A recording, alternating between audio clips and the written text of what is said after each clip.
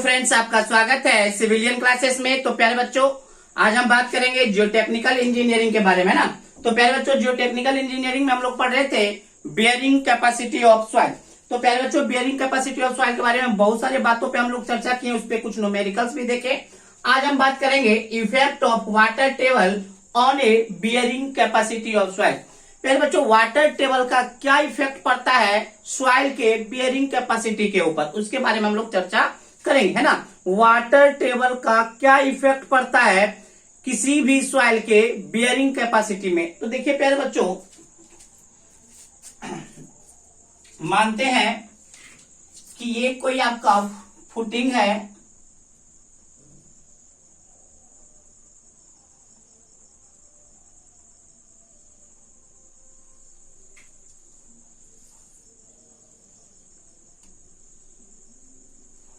ये कोई फुटिंग है, ये आपका ग्राउंड लेवल हो गया प्यारे बच्चों, ये आपका हो गया ग्राउंड लेवल। प्यारे बच्चों, डेप्थ ऑफ फुटिंग हम मान लेते हैं डीएफ। ये ग्राउंड लेवल से बेस ऑफ द फुटिंग क्या कहलाता है, डेप्थ ऑफ फुटिंग।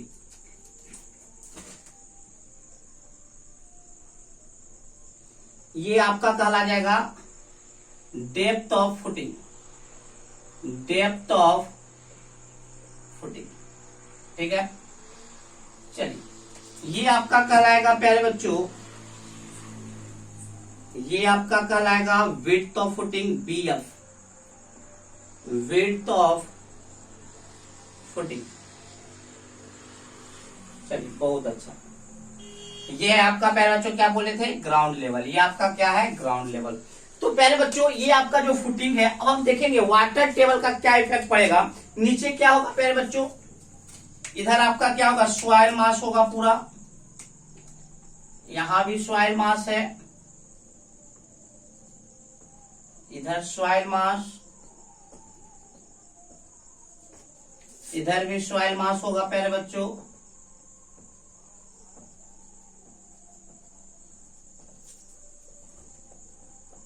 नीचे में प्यारे बच्चों क्या होगा, सॉइल मास होगा।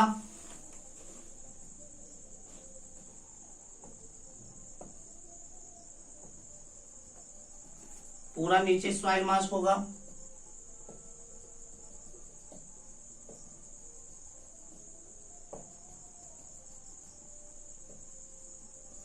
एकदम नीचे नीचे तक क्या होगा, सॉइल मास हमने बना दिया, है ना। तो देखिए प्यारे बच्चों, हमने क्या किया, पहले एक फुटिंग को बनाया जिसका डेप्थ हम मान लिए डीएफ और विड्थ मान लिए बीएफ, ठीक है ना।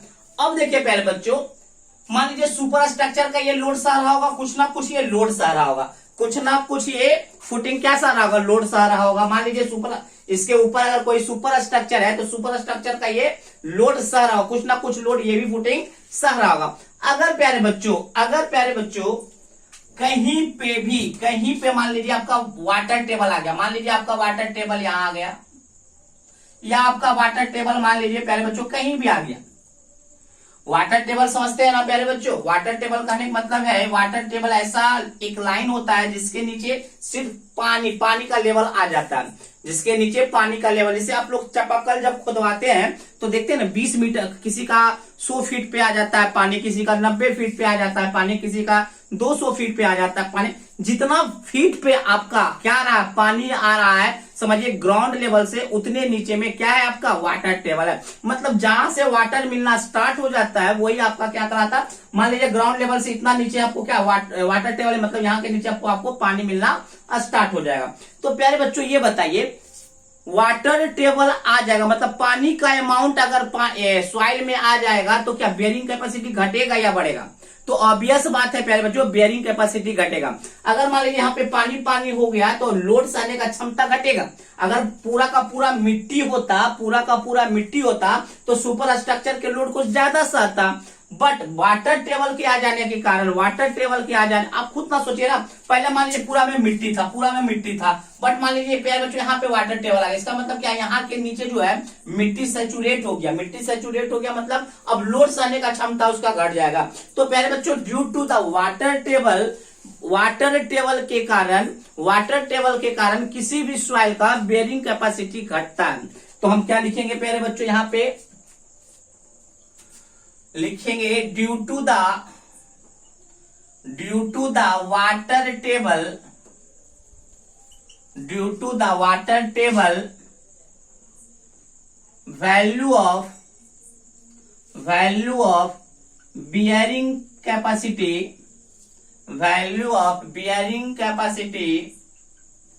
bearing capacity of soil is reduces। हमने क्या बोला प्यारे बच्चों, due to the water table value of bearing capacity of soil is reduces, मतलब वाटर टेबल आ जाने के कारण किसी भी सॉइल का बेयरिंग कैपेसिटी घटता है। तो प्यारे बच्चों हमको कैसे पता चलेगा कि कितना घटा, मतलब वाटर टेबल आ जाने के बाद अब उस सॉइल का कितना बेयरिंग कैपेसिटी बचा। तो प्यारे बच्चों जो रिड्यूस्ड, तो हम क्या लिखाएंगे, value of bearing capacity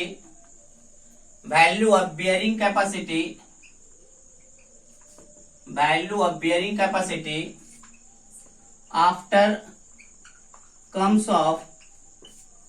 of water table is determined by following formula।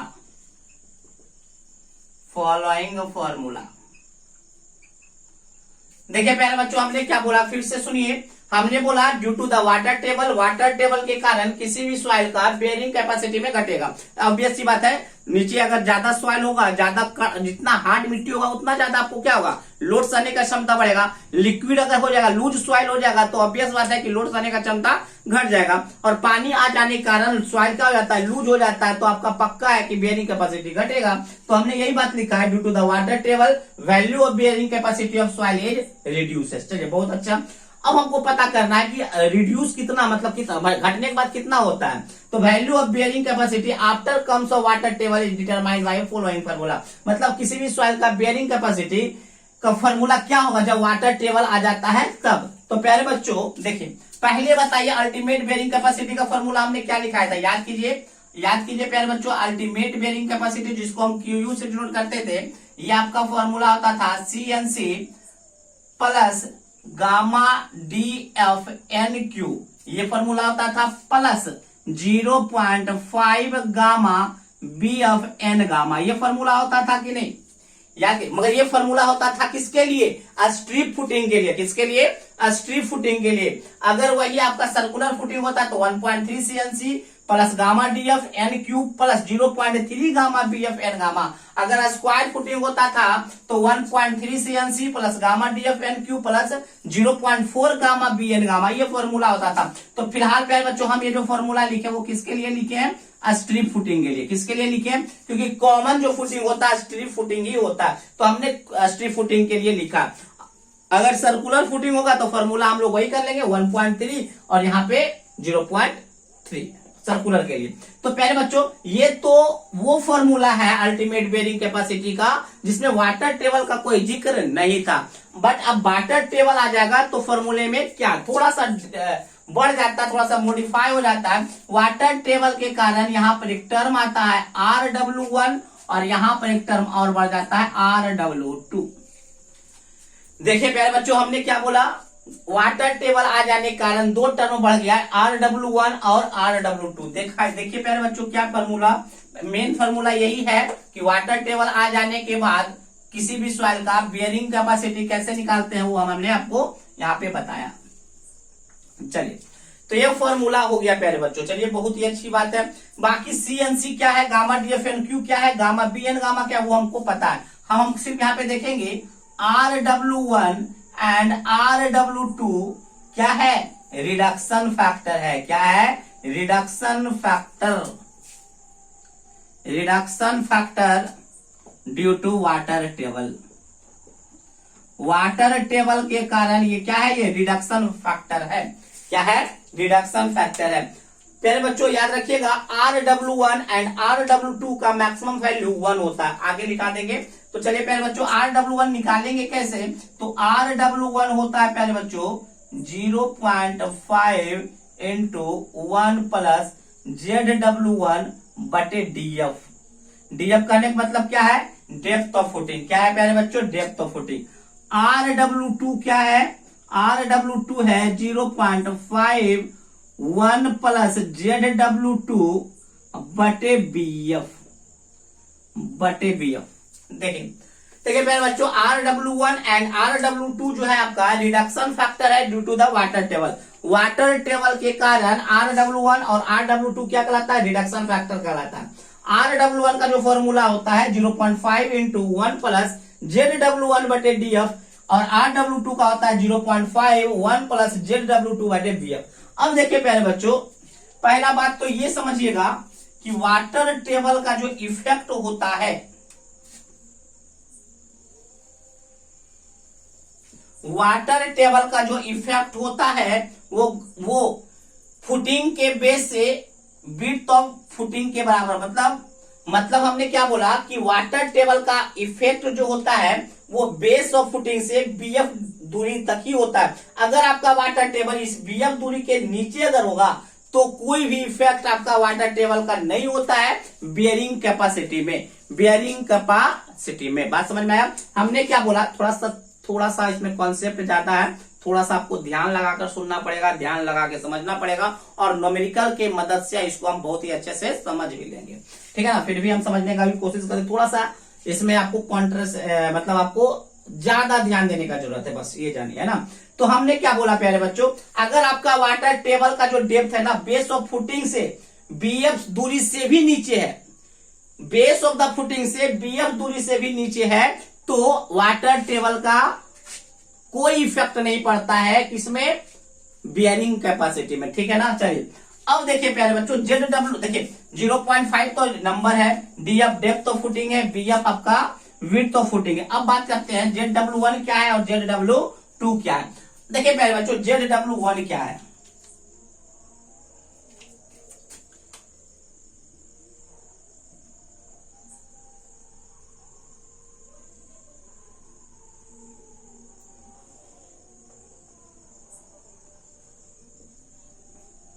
देखिए प्यारे बच्चों, ZW1 और ZW2 समझने का कोशिश कीजिएगा। ZW1 जो है प्यारे बच्चों, ZW1 क्या है? Distance between ground water table from the ground level से वाटर टेबल के बीच का दूरी। याद रखिएगा, ग्राउंड लेवल से वाटर लेवल तक का दूरी, ग्राउंड लेवल से वाटर लेवल तक का दूरी क्या कहलाता है? ZW1। अब देखिए प्यारे बच्चों, ZW2 क्या है? ZW2 है प्यारे बच्चों, ZW2 है it is the distance between base of the footing to the ground water table. बात समझ में आया? मतलब बेस ऑफ द फुटिंग से वाटर टेबल का कितना दूरी है वो है। याद रखिएगा एक बात और प्यारे बच्चों, ZW1 का मैक्सिमम वैल्यू जो होता है ना वो DF से ज्यादा नहीं हो सकता। मैक्सिमम वैल्यू इसको लिख सकते हैं ZW1 not greater than DF। ZW1 का मैक्सिमम वैल्यू DF से ज्यादा नहीं हो सकता है। और हमने ये भी बोला कि वाटर टेबल का इफेक्ट BF तक ही करेगा, मतलब ZW2 का भी वैल्यू BF से ज्यादा नहीं होगा। याद रखिएगा प्यारे बच्चों, ZW1 का मैक्सिमम वैल्यू कितना हो सकता है? DF के बराबर। उसी तरीके से ZW2 का मैक्सिमम वैल्यू हो सकता है BF के बराबर। मतलब ZW1 का वैल्यू DF से ज्यादा नहीं हो सकता है। इसका कैप कहां गया?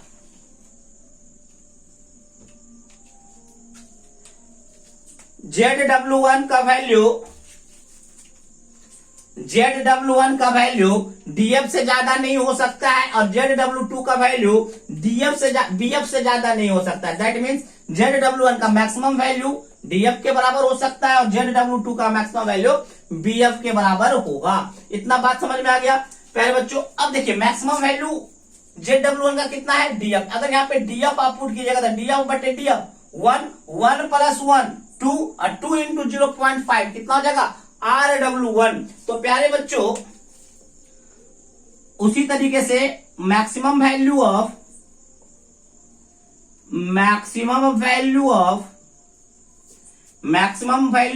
RW1 and RW2 is 1। याद रखिएगा प्यारे बच्चों, Rw1 एंड Rw2 का मैक्सिमम वैल्यू 1 हो सकता है। कैसे? क्योंकि ZW2 का मैक्सिमम वैल्यू कितना है? BF। तो BF यहां पे रख दीजिए मैक्सिमम वैल्यू, तो BF बटे BF दोनों कट के 1 हो जाएगा। 1 + 1 2 और 2 × 0.5 कितना हो जाएगा? 1। तो चलिए यहाँ पे ZW1 का मैक्सिमम वैल्यू DF, तो DF बटे DF 1 1 + 1 2 और 2 × 0.5 1। बात समझ में आया? तो Rw1 एंड Rw2 का मैक्सिमम वैल्यू जो होगा वो 1 के बराबर होगा। ZW1 का वैल्यू DF से ज्यादा नहीं होगा, ZW2 का वैल्यू BF से ज्यादा नहीं होगा। ZW1 जो मीजर होगा वो ग्राउंड लेवल से मीजर होगा। कहां से मीजर होगा? ग्राउंड लेवल से मीजर होगा। और ग्राउंड लेवल से कहां तक? कहां तक? कहां तक? वाटर टेबल तक। ZW2 का जो मेजरमेंट होगा बेस ऑफ द फुटिंग से होगा और कहां तक जाएगा? ग्राउंड वाटर टेबल तक जाएगा, मतलब वाटर टेबल तक जाएगा। और उसका भी मैक्सिमम वैल्यू मान लीजिए यहां पर होगा तो मतलब मैक्सिमम वैल्यू कितना लेंगे? ZW2 का BF ही लेंगे। बात समझ में आ गया? तो चलिए प्यारे बच्चों, इस पे हम कुछ न्यूमेरिकल्स करके देखते हैं। याद बस इतना याद रखिएगा, ZW1 जो हम मेजर करेंगे ग्राउंड लेवल से और ZW2 जो मेजर करेंगे वो बेस ऑफ द फुटिंग। तो जाएंगे कहां? नीचे की ओर जाएंगे, ग्राउंड वाटर टेबल तक। बात समझ में आ गया? इस पे न्यूमेरिकल देखेंगे तो और क्लियर होगा। अब देखिए प्यारे बच्चों, एक बात याद रखिएगा, एक बात याद रखिएगा, इस फॉर्मूले में 2 टर्म इंपॉर्टेंट होता है। ये तो एक टर्म ये और ये पूरा टर्म ये। अब देखिए प्यारे बच्चों, इसको पहले नोट डाउन थोड़ा सा कर लीजिए, हम इसको मिटाएंगे। चलिए इसको हम देखिए, फॉर्मूला में प्यारे बच्चों याद रखिएगा, ये जो टर्म आता है, ये जो टर्म आता है वो आता है above the base of footing के लिए, above the base of footing. और ये जो टर्म आता है below the base of footing. इतना बात याद रखिएगा प्यारे बच्चों, ये टर्म आता है एबव, मतलब ये जो टर्म होता है ना यहाँ, मतलब यहाँ पे मेनली बात है गामा का। वाटर टेबल के कारण गामा बदलता है प्यारे बच्चों। याद रखिएगा, ये जो गामा देख रहे हैं ना, यूनिट वेट देख रहे हैं, ये यूनिट वेट रखाएगा बेस ऑफ, ये है बेस फुटिंग का, बेस ऑफ फुटिंग से ऊपर के लिए, सॉइल के लिए। और ये जो गामा रखाता है बेस ऑफ फुटिंग के नीचे के लिए। बस इतना ही अंतर देखिएगा, मतलब वाटर टेबल के कारण गामा में भी क्या होगा? चेंजेज आएगा, वो हम देखेंगे न्यूमेरिकल के सहारे। ठीक है प्यारे बच्चों, चलिए पहले आप इसको नोट डाउन कीजिए।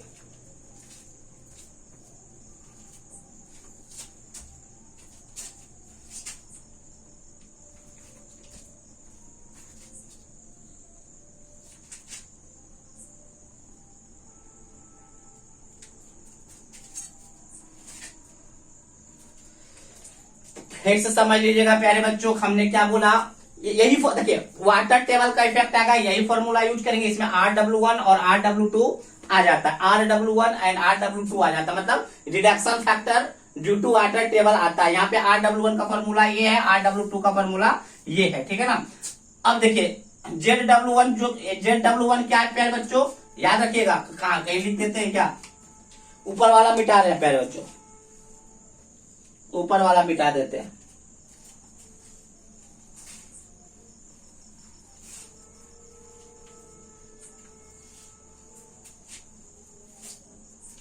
प्यारे बच्चों ZW1 क्या हम बोले? ZW1 हम बोले प्यारे बच्चों डिस्टेंस बिटवीन